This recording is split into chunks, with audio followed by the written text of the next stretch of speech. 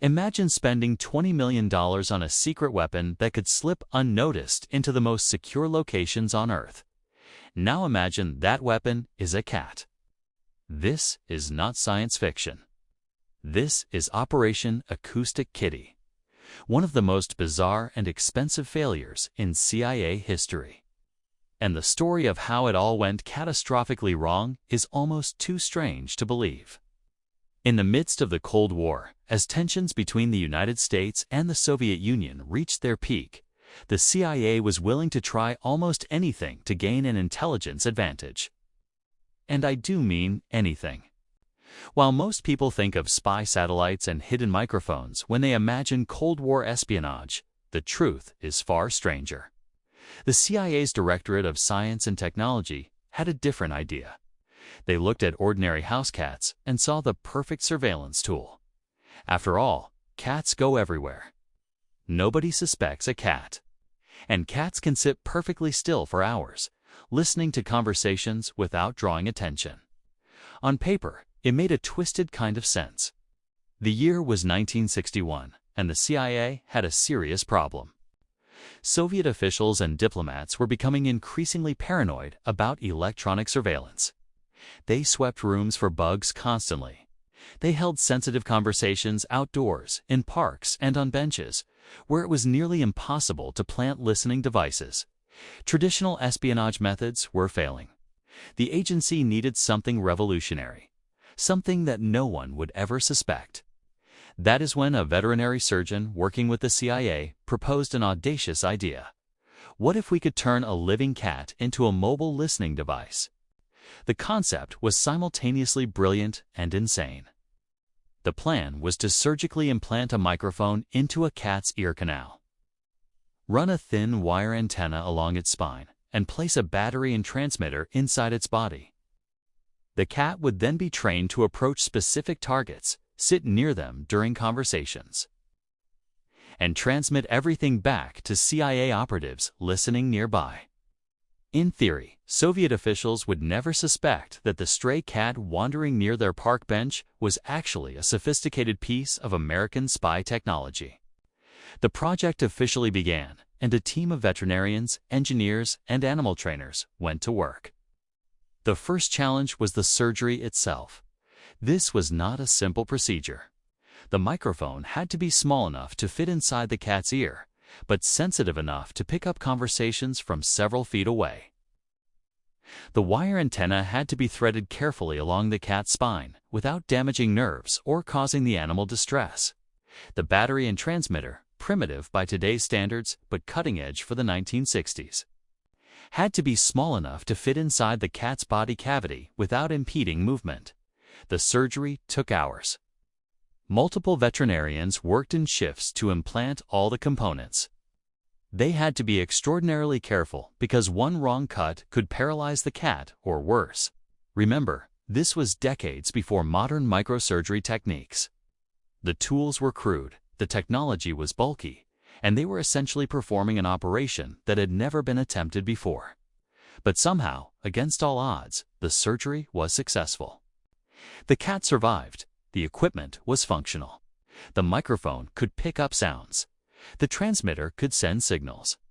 Phase 1 was complete, but having a cat with working spy equipment inside, it is only half the battle. The much bigger problem was training. You see, cats are not dogs. Dogs can be trained to follow commands with relative ease. Cats, as any cat owner will tell you, are a different species entirely.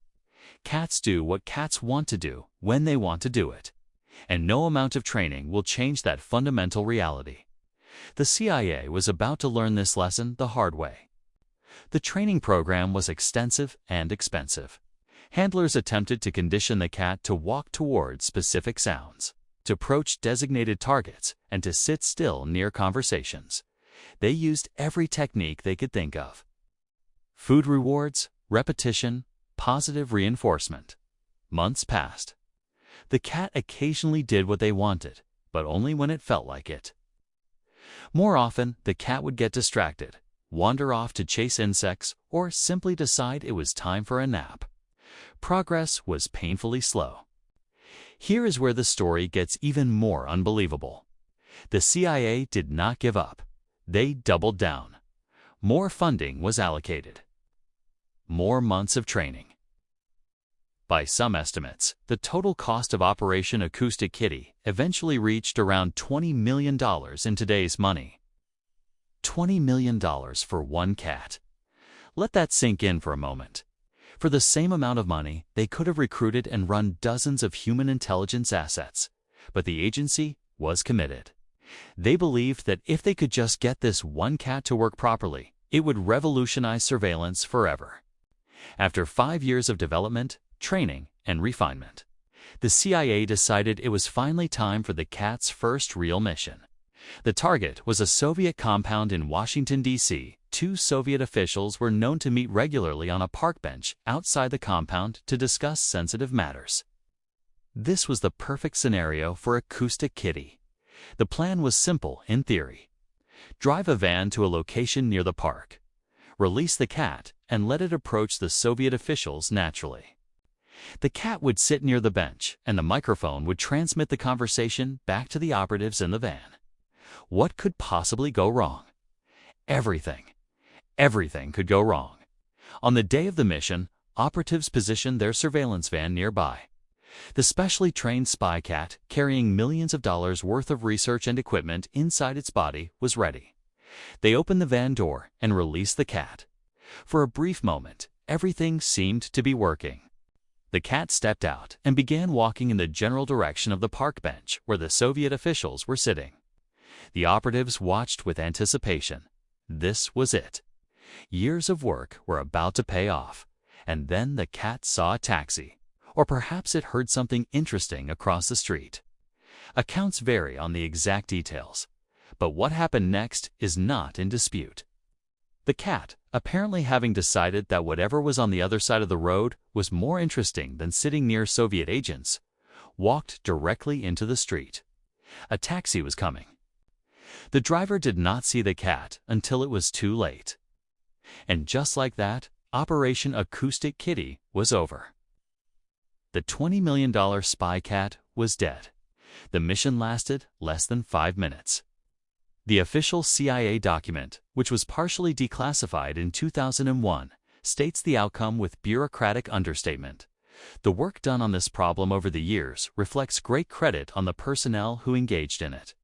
The scientific application could have been successful, but the scheme was not practical. Not practical.